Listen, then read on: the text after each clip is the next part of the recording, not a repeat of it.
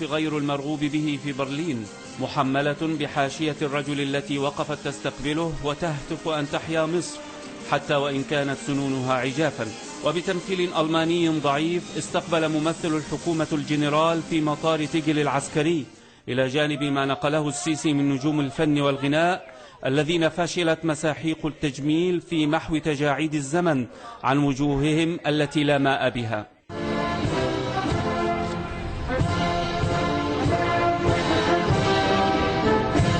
في زمن آخر عزف حرس الشرف الألماني في استقبال رسمي للرئيس محمد مرسي،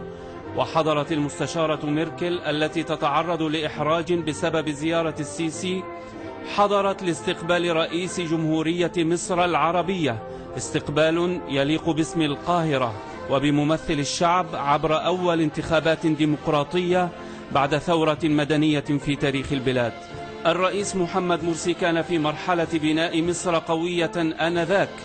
بحث مع ميركل دعم الاقتصاد المصري في مرحلة الانتقال الديمقراطية، وهو الأمر ذاته الذي يبحثه السيسي مع ميركل، إلا أن حديثه ذهب في مجمله لتبرير تدني الحريات في مصر والقتل العمد وخطف الرئيس المصري وغياب البرلمان، خصوصا بعد رفض رئيس البرلمان الألماني مقابلته ودعوته لميركل لإلغاء الزيارة،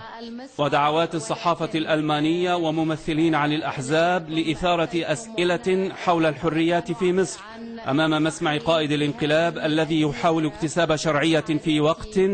لا زالت دماء المصريين لم تجف من على بدلته العسكرية.